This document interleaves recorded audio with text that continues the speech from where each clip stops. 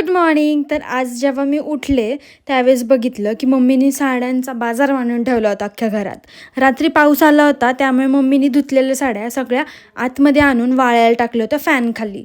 सगळीकडं kitchen, hall, bedroom, dining table ह्या सगळ्यांवरती साड्या ठेवल्या होत्या मम्मीने. बसायला सुद्धा जागा सोडली नाही. त्यानंतर मी फ्रेश वगैरे झाले आणि जेवायला गेले. पण मम्मीने आहे ना शेवगाची शेंग केली होती आणि ती काय मला आवडत नाही. आणि असं पण आज मी आजी आजोबांकडे जाणार आहे त्यामुळे मी म्हटलं की मॅक्रोनी खाऊन जावं, तिकडं तर काहीतरी मला चांगलंच भेटेल. पण मॅक्रोनी जेवढी मी अपेक्षा केली होती तेवढी काही चांगली झाली नाही, खूप स्पायसी झाली होती. त्यानंतर मी आवरलं वगैरे आणि निघाले. आज आम्ही गाडीवरती जाणार होतो कारण का पप्पांना बाहेर जायचं होतं म्हणून आम्हीच निघालो होतो दोघी गाडीवरती. आणि खूप दिवसांनी मी आजी आजोबांकडे जाणार आहे.